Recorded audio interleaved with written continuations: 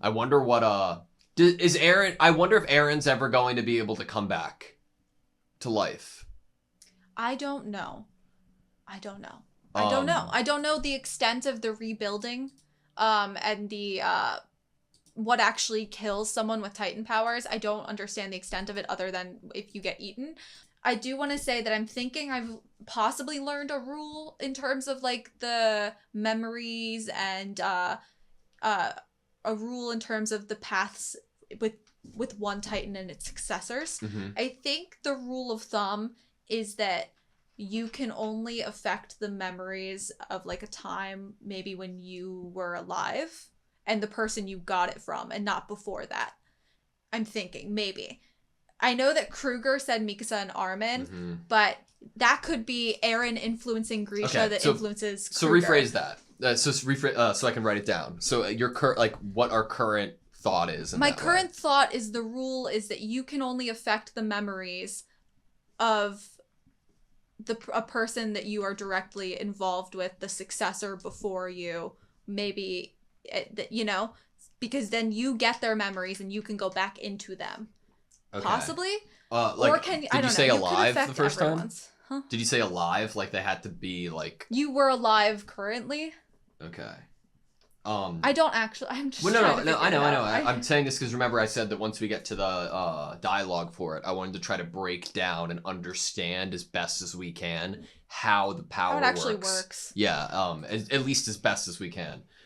It's interesting that we see Grisha's expression here after he is finished writing in his book, puts it in the drawer, locks the drawer, and then is holding the key.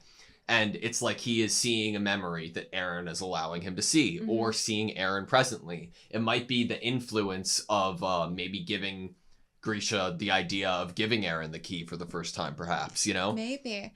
I think I might want to change what I said earlier, though. Okay. I think, I don't think Grisha would have planted Mikasa and Armin in Kruger's head. You don't think Grisha would have? Not by his own design. I think Eren would have put that in Grisha's head. Maybe, I agree with you. Give me 1 second. You talk for Armin and Mikasa are important to Eren. I still kind of hold true to that. I still think that that's the case. I think more so now that I'm like actually really... Wow, it is hard to talk. I am so sorry. I'm like, because I'm trying to come up with something to say so that you can write something down. Do.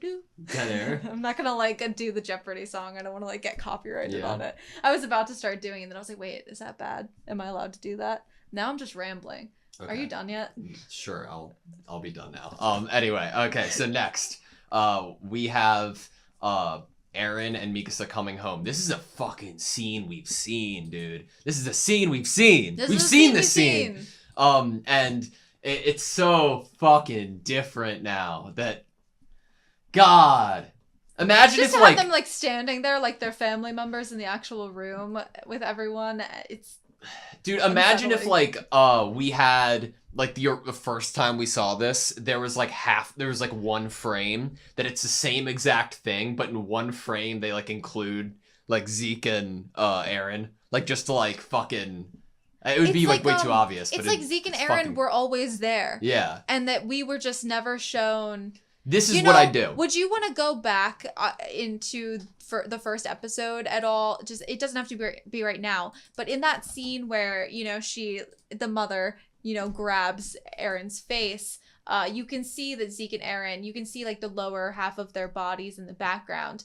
What angle was that shot shown from? Because if we're learning this now, obviously this is all probably within Grisha's head, so it didn't need to be seen in the first episode, but there's nothing there, and it's the same angles for everything. How unsettling is that for Grisha to basically be haunted by ghosts? I have a question for you. Good fucking point. I have a question for you. Do you think of the future? Well, from what we understand, right? From what we understand, the animation has changed a little bit, right? At some point going on. Do you think that since they own the property, they're able to use the same the same actual animation and then draw onto it, because to me it looks like they had to redraw it, probably for consistency. It'd just make more sense to have like a symbolic Yeah. But I mean, they were very, very true to it for the most part, of exactly where things are and consistency and room building. It's just like Aaron's hair is a little different. Yeah, I'm trying to see, find the difference between these two photos. Yeah. I'm trying to His do that. face is slimmer too. Yeah, a little bit, but everything else is in place other than, Mm-hmm. But so this is what I wish. It is interesting seeing that there are two different art styles, basically. Yeah. God damn, this is so fucking trippy, dude.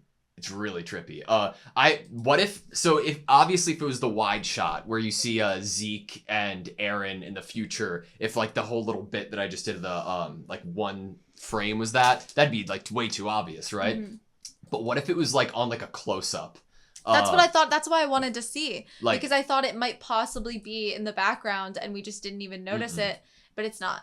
That would be the place to hide it, it's right? the ghost of Grisha's future. God, so cool.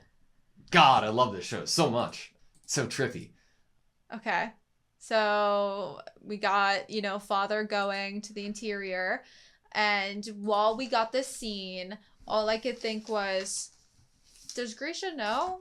Why does he leave? Are we going to find out why he leaves today when obviously horrible things happen later that day? Because we thought that maybe he left because he knew that this was going to happen this day. Yeah. And his timing was very specific, we thought. But now, obviously, toward the end of the episode, we realized that that was not the case. When did we get Zeke when did we get Grisha being taken from outside of the walls? Oh. Was it when Hans died? I don't think so. It could be though. But regardless, I remember when he was in the bar and he was talking about what the scouts are and what the mission is and why the mission is. Mm-hmm. It's very, very, very similar to Aaron's reasoning for wanting to be a part of the scout regiment, mm-hmm. right? And it almost makes me think man, at some point could Aaron have seen Grisha's interaction with this? God, you know what? No. Not once have they stopped to wonder how wide the world might be. Is that why you venture outside the walls? Is that what scouts do? That's right. Does it seem foolish? Not at all. The scouts are wiser and braver than anyone else in the walls. Your existence signifies the freedom in our souls. You're the pride of humanity. It's like Aaron talking out of Grisha's mouth right now. You know what I mean? Yeah. Like that. It's so like the idea of like Aaron's message that's coming right here. Aaron, why do you want to go out there? And then Aaron's reasoning, I want to know what the outside world is like. How wide it is, I don't want to live my entire life in ignorance inside the walls. If no one else is willing to take their place, then the lives of all who've died will be for nothing. Which brings you back to, Perfect Game and Charge in kind of the speech of Erwin and how all of those new scout recruits were feeling about were they going to die for nothing here? Were they just charging and they were going to die? Were they even going to be remembered and having made any influence at all? God. It's like, later on in the episode, how it's like Aaron talks to Grisha and like convinced him to go through with it, seemingly. Mm-hmm. I convinced or controlled, probably convinced, maybe a little of both. I don't know. Whenever Grisha is like eyes wide and then you get the like serious lines drawn down on his forehead and eyes, mm-hmm. like it makes me feel like that's the times that he's seeing a ghost. He's seeing a ghost, or seeing something in the future or being manipulated or being told to do something or controlled, whatever it is. Honestly, he might not even be seeing like actually Aaron standing there or Zeke standing there. He could purely be seeing like implemented memories of the future, like shots and scenes. Maybe.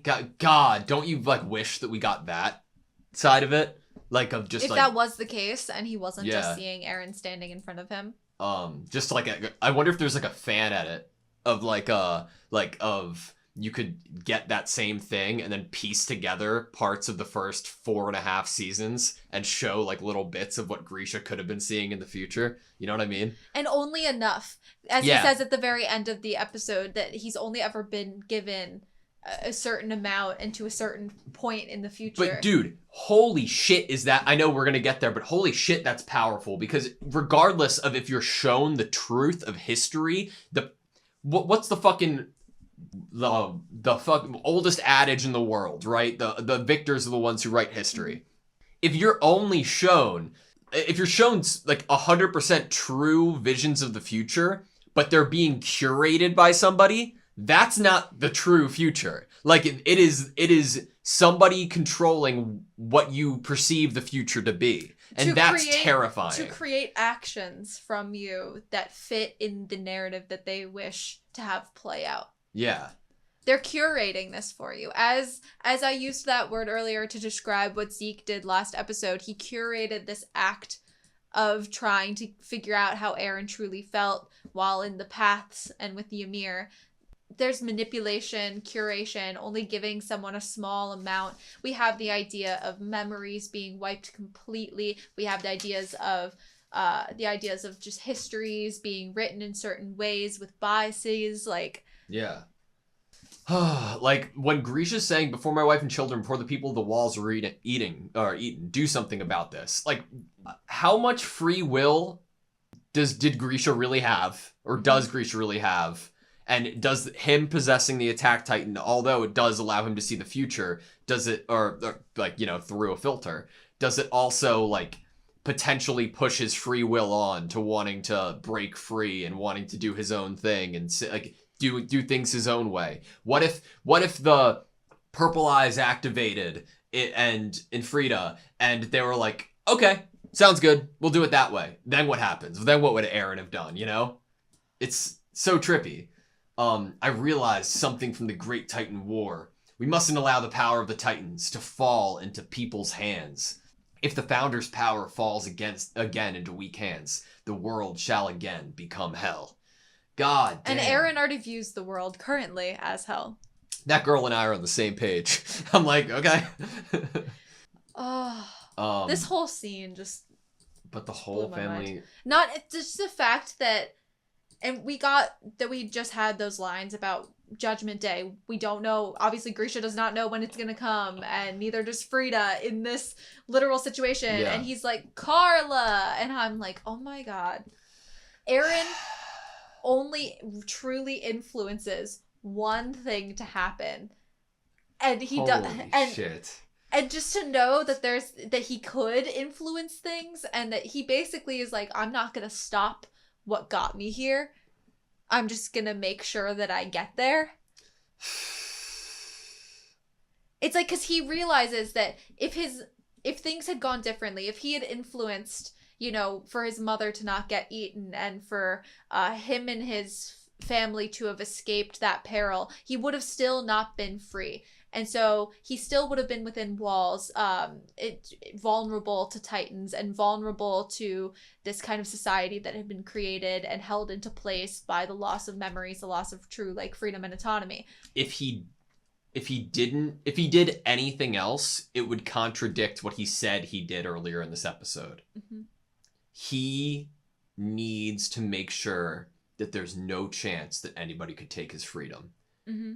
Even if it means, like, ignorant bliss, you live a happy life, fuck that. I don't give a shit. There's a risk that somebody could take my freedom, and I don't like that. So is that what he sees here? Is he also sees that in this instance, when his father is unable to go through with this, does he see his father in this moment as siding with Zeke and Frida in the way that would still keep Eren from being truly free, and therefore he steals his father's free will basically by scaring his father, intimidating his father into... I don't even know what Eren truly can do to his father other than, like, scare him, intimidate him, manipulate him.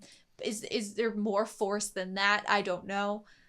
But he's kind of taking away his father's will, which is his father does not want to kill children and does not want to go through with this. And so he's stealing his father's because his father won't go through with breaking Eren out of this. I'm not saying this in any negative light, but Grisha is very short-sighted here. Like, he's asking to kill the Titans attacking the walls. Mm-hmm.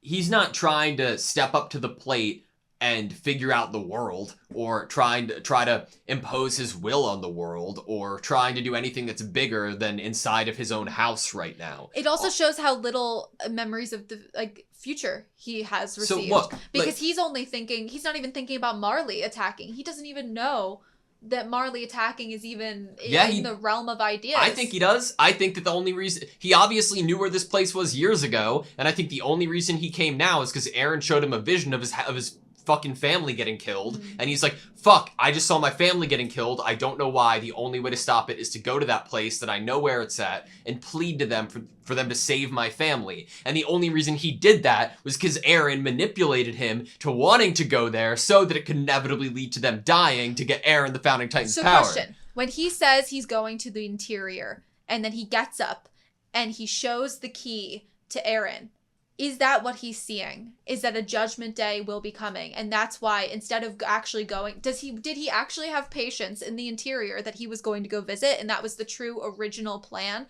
And then once he's in that doorway and we see those lines drawn across his eyes and he mentions the key, is that the moment where he realizes there is a judgment day and he needs to go there now? I think it's probably around then, if not a little before. Maybe it's like when he first locked the drawer in the basement and looked at Eren. Maybe that was it.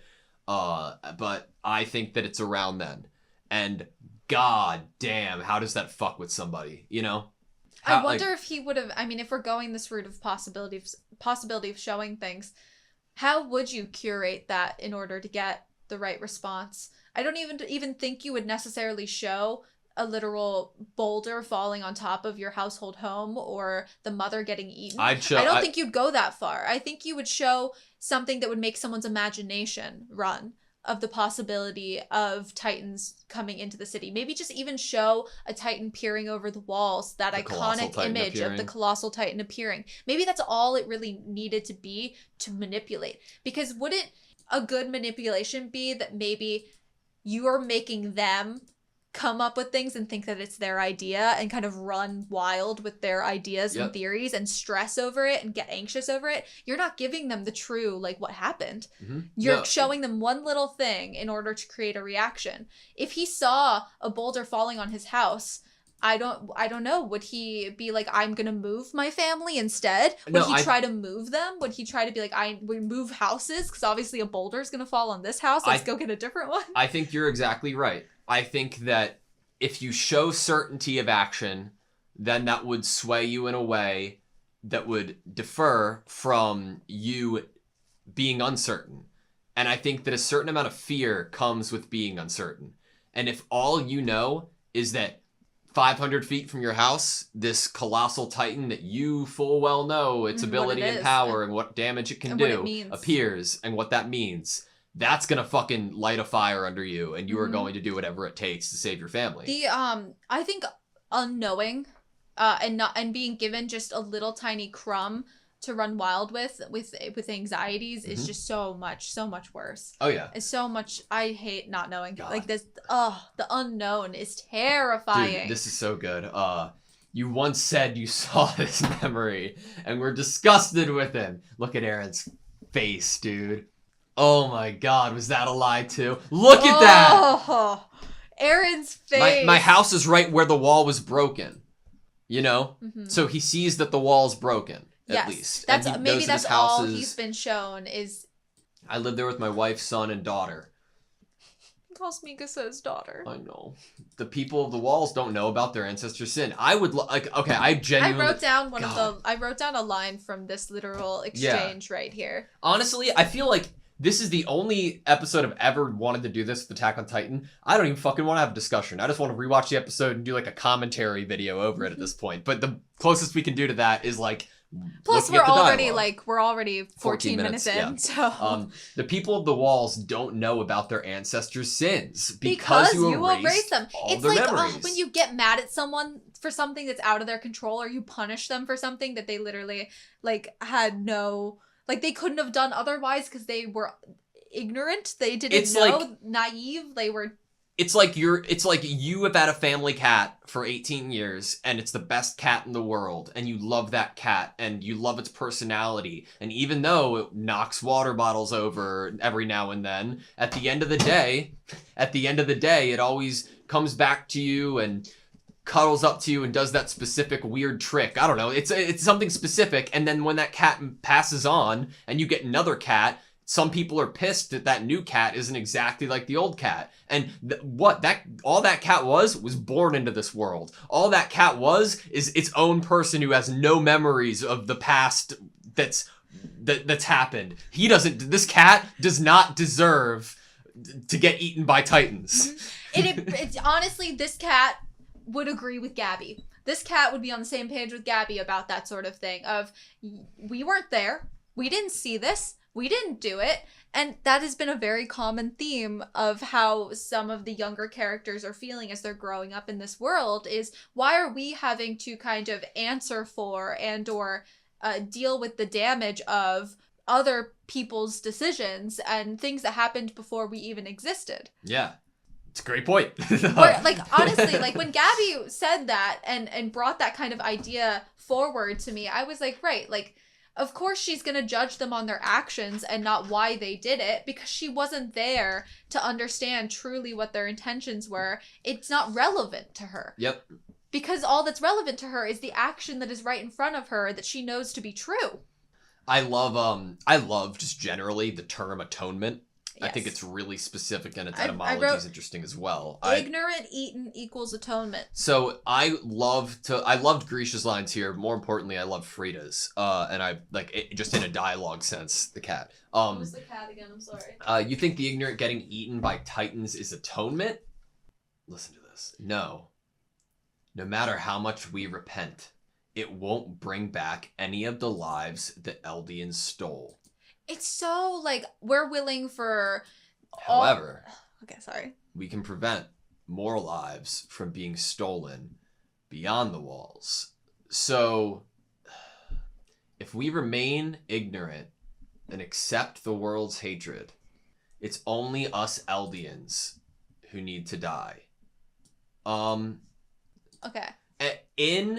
I'm not talking about myself, but in Frida's mind... In the king's mind, it's very similar to Zeke's, and the idea that we are going to save the rest of the world by making these decisions for our own race to end their lives, so that potentially the rest of the world can live without fear. And I think that you can make the argument that you've inherently done fucked up and are not as almighty caring, such a savior of this world. What you're doing is so righteous and so, power. You've already fucked that up if you think that you get the decision. If you think your decision, you're the one to make that decision. Yes, if you think you're powerful enough and your decision and your idea is the right way to go about things. You're also fucking up by putting worth more so on a different group of people. You're picking a group of people that is more worthy of living, that their stolen lives are bad, but you're gonna steal these people's lives and it's okay. Like, that's all, all of it. But I'm sure that you can get away with the argument talking like from Frida's sense, like in her mind of, oh, we're not killing people. We're just letting this play out. We're not doing anything directly. We have to just, in a very similar way to Zeke, it's very similar to the whole euthanization plan, except a little more involvement. It's almost like sterilization. It's a little more, yeah. It's like letting Eldians die just by different means. Right, but in a way, Zeke is putting an influence on it and getting somewhat more involved so that maybe it happens quicker. Because he has the power to. He has the blood. Yes. So Frida would have just let it take its course for centuries, maybe even, until finally all of the Eldians are dead. But Zeke is like, let's speed up the process. Yeah. I said in the reaction, he was speed running the entire fucking series, and now he's trying to speed run the death of all Eldians. God, when Grisha... It's only us Eldians who need to die. Like, when Grisha looks behind him at Eren... I'd be scared.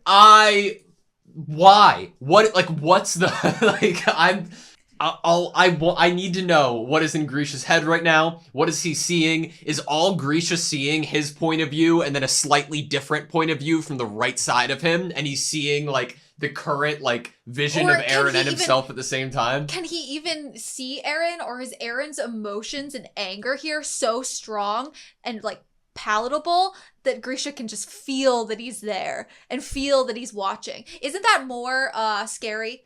That kind of feeling. The whole thing's terrifying. Yes.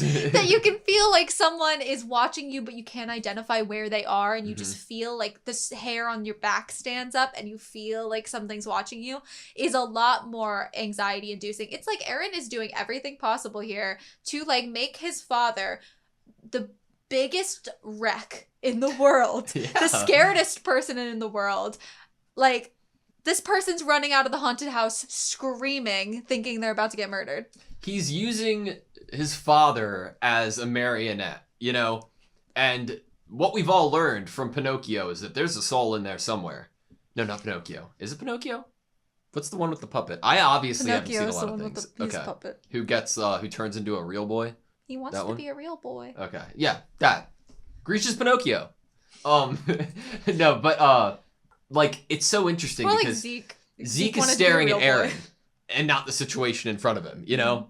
If you steal the founding titan from me, you can't. And then this is it. This is when, like, everything went from, like, 150 miles an hour to, like a Concorde, like 37,000 miles an hour. Breaking the sound barrier. Yeah, like, Frida's realization, I know I can't use the founding titan's power. Like, this is when everything, like, comes to fruition of, oh, nobody here knows what's going on except one person in this room, and they are giving you the dirtiest look that exists, you know?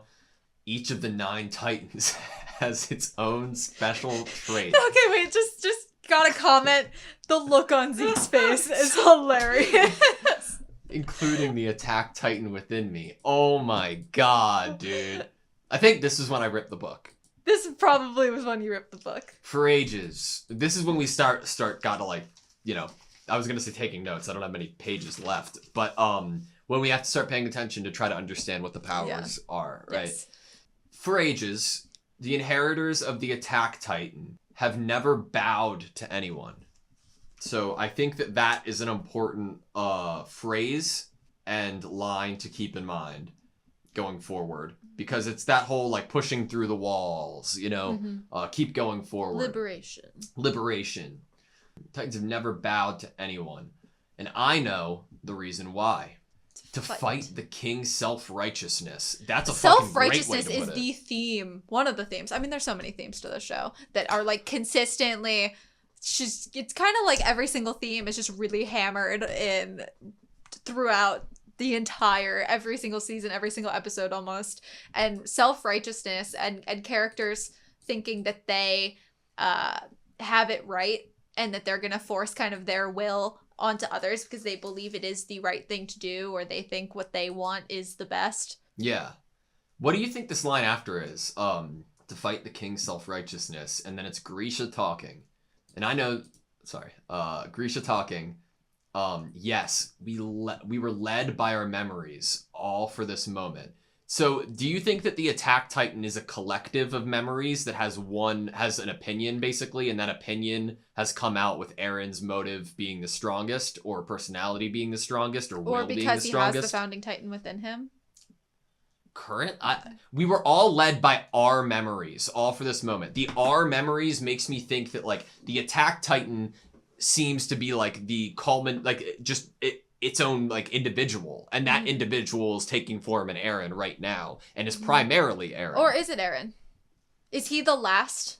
Is he the end of the cycle, and therefore he is the first? Is he the beginning and the end?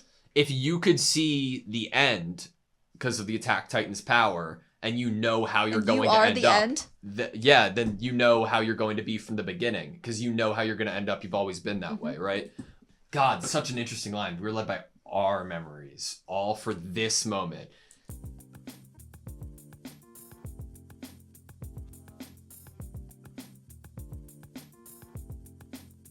That's gonna fucking light a fire under you. That's gonna fucking light a fire under you.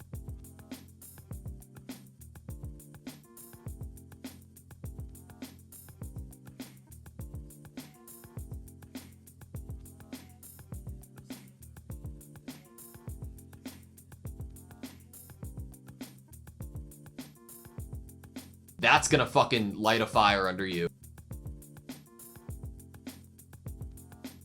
That's gonna fucking light a fire under you.